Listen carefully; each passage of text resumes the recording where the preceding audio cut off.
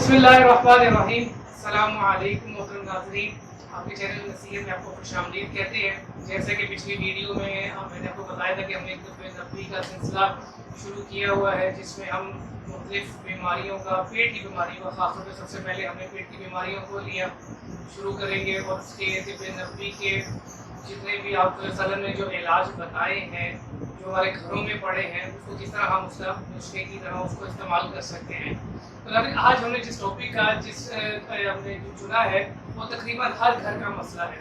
ख़ास तौर पर इसके ऊपर तो अक्सर आपने घरों में देखा होगा, माँ बच्चे में जंग चल रही होती है, और बच्चे तो क्या बड़ों को भी ये मसला रहता है। ये नाज़रीन मैं बात कर रहा हूँ भूख का ना लगना।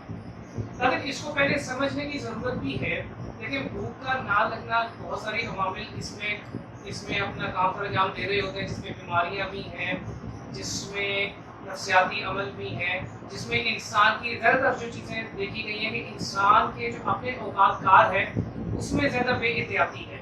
देखिए, भूख हर तंदुरुस्त इंसान को लगती है, हर जानवर को लगती है। जैसे ही ग्लूकोज का लेवल कम होना शुरू हो जाता है तो भूख लगने का अमल शुरू हो जाता है, जिसमें पेट में मौजूद हंगर जूसेस वो भूख की कमी ज़्यादा को करते हैं। इसी तरह में आपका नफ्सियाती अवामिल बहुत ज़्यादा मदाखलत करते हैं आपकी भूख को लगना या ना लगना। ये सारी चीज़ें एक रिसर्च के मुताबिक, डॉक्टर मेलोफ के मुताबिक ये भी नतीजा सामने आया है कि अक्सर खाने को देखना, उसकी खुशबू सूंघना या किसी को देखते हुए खाना, इन सब अवामिल से भूख लग जाती है। भूख लगने का अमल भी तेज़ हो जाता है। लेकिन इसमें सबसे पहले हम इस चीज़ को देख लेते हैं कि हमारी अपनी कोताही क्या चीज़ होती है। सबसे पहले अक्सर हम ये काम करते हैं कि खाना खाने से पहले अक्सर आपने लफ्ज़ सुना कि एपेटाइजर के तौर पर कुछ चीज़ खा लेते हैं, मीठी चीज़, निशास्ता वाली चीज़ें, चिकनी वाली चीज़ें वो खा लेते हैं, और जब खाने का वक्त आता है तो आपसे कुछ खाया नहीं जाता। इसी तरह दो खानों के दरमियान ग़िज़ाई ऐसी चीज़ें खा ली, चिप्स खा लिए, केक खा लिए, बिस्किट खा लिए, बेकरी आइटम खा ली, और जब खाने का वक्त आता है तो फिर आपके पास कुछ भी नहीं होता खाने, फिर आपको भूख नहीं लगती खाने की, क्योंकि आप पहले से ही चीज़ें थोड़ी थोड़ी करके खा चुके होते हैं। इसी में नाते बल्कि एक वाक़या याद आया, महाराजा कश्मीर को जो उनका मसला हुआ कि उनको महसूस हो कि मेरी भूख बदस्तूर कम हो रही है, तो उस वक्त के मशहूर हकीम के पास गए तो उन्होंने कहा कि जी ये मैं देख रहा हूँ कि मेरी खुराक जो है ना आहिस्ता आहिस्ता कम हो रही है। तो जब हकीम साहब ने उस मामले को प्रोव किया तो पता चला कि जी सबसे पहले तो उनकी टेबल पे कोई 10 से 11 डिशें पड़ी होती थी, और हर डिश में से दो निवाले करके वो 2.25 से खाना वैसे ही खा जाते थे, और जब खाने का वक्त आता था, जब खाते थे तब वो भूख नहीं होती थी। तो मेरे हकीम साहब ने उनको एक माजून बना के दिया, जिसको डॉक्टर खालिद गज़नवी ने भी इस पर नकल किया। पुदीने और तलबिया का एक माजून बना के दिया, और उनको तंबीह की कि भाई आपने खाने से 1 घंटा पहले इसको खाना है, और जिस वक्त टेबल में आप खाना खाएं तो सिर्फ एक डिश होनी चाहिए। तो मसूफ ने जब इसको खाया और ऐसे ही किया तो माशाल्लाह वो पहली ही बारी में 3 प्लेटें बिरयानी की खा गए। असल में उनको इनका मसला ग़िज़ा की कमी या खुराक भूख लगना नहीं था। जब आपके पास वाफर मिक़दार में खाना होता है और आप सही तरह से नहीं खाते हैं या फैसला नहीं कर पाते और हर प्लेट में से उठा लेते हैं, तो फिर वक्त से पहले ही पेट भर जाता है। इसके अलावा नाज़रीन बहुत सारी ऐसी बीमारियां हैं जिनसे भूख लगना कम हो जाती है, यानी कि हर किस्म का बुखार है, मलेरिया है, इन्फ्लुएंजा है, नमूनिया है, मैदे में सोजिश है, आंतों में सोजिश है। ये सारी वो चीज़ें हैं जो भूख को कम करती हैं। इसके अलावा नफ्सियाती अमल बहुत ज़्यादा इसमें जो अपना रोल प्ले करते हैं।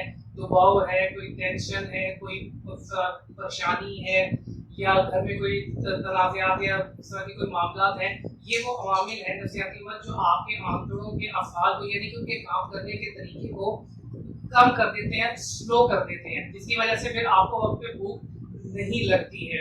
इसका ज़्यादातर शिकार जो चीज़ें देखने में आई हैं वो लड़कियां हैं जो आपकी बलूगत में आ जाती हैं। लड़कों में इस वक्त कम है, लड़कियों के घर के काम होते हैं, फिर पढ़ाई, टेंशन वगैरह, उसकी सरगर्मियाँ होती हैं, उससे आस्ता आस्ता टेंशन से भूख भी कम होती है, और वो भूख फिर आस्ता आस्ता आपके जिस्म को भी कम करती है।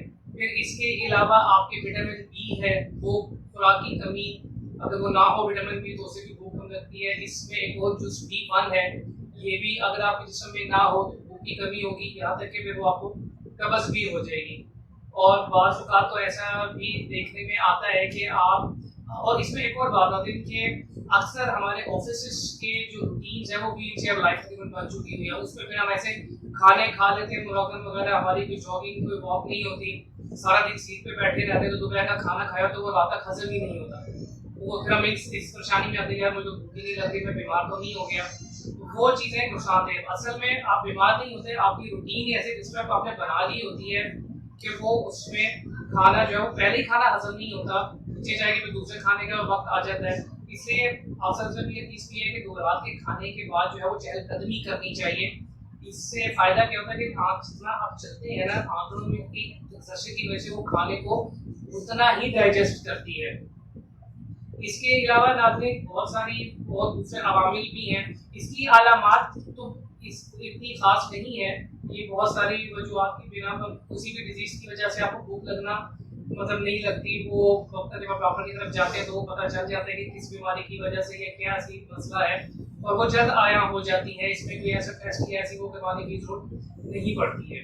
अच्छा नाज़रीन, इसमें हम अब देखते हैं कि आप सल्लल्लाहु अलैहि वसल्लम ने इसको किस तरह से अपने हदीस में बयान फरमाया, किस तरह से आपने ना सिर्फ एक ग़िज़ा की तरीका बताया, खाने का तरीका बताया, बल्कि इसमें नफ्सियाती पहलू को भी मद्देनजर रखा। आप से रिवायत है कि खाना 2 वक्त का खाएं, एक सुबह का और एक शाम का। शाम को जल्दी खाएं और चहलकदमी जरूर करें।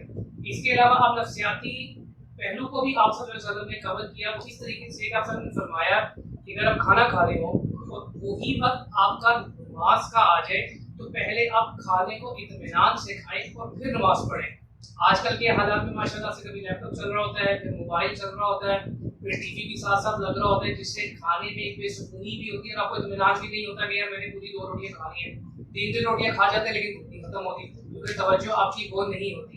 इसके अलावा आप सल्लल्लाहु अलैहि वसल्लम ने संदेश में 2 चीज़ें और भी उन्होंने वाज़ेह की हैं, जिसमें आप सल्लल्लाहु अलैहि वसल्लम से एक रिवायत है, आयशा रज़ियल्लाहु अन्हा फरमाती हैं कि आप सल्लल्लाहु अलैहि वसल्लम के पास एक सहाबी है, तो उन्होंने गुजारिश की कि मुझे भूख नहीं लगती है, मतलब मेरे जिस्म में कमजोरी आती है। आप सल्लल्लाहु अलैहि वसल्लम फरमाया कि तुम्हारे पास तलबीना नहीं है, उसको खाओ।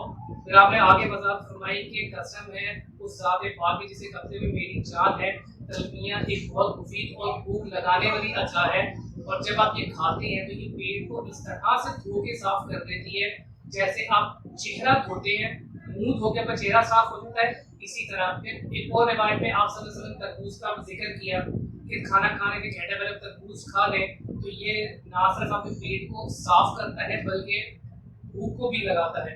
फिर इसी तरह तिरमिज़ी शरीफ में एक और रिवायत भी है कि आप सल्लल्लाहु अलैहि वसल्लम ने जौ के जरिए को बहुत मुफीद करार दिया और उसको यहाँ तक कहा कि ये खुराक यानी कि भूख लगाने वाला करार दिया गया।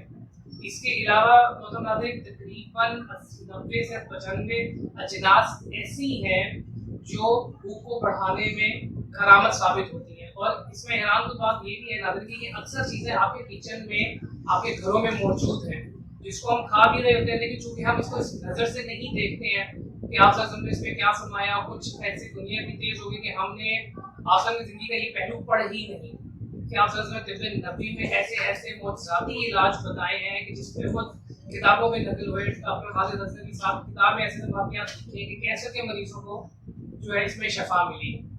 तो नाज़रीन ये पहला हमारा जो मसला था भूखा लगने वाला, इसको हमने डिस्कस किया।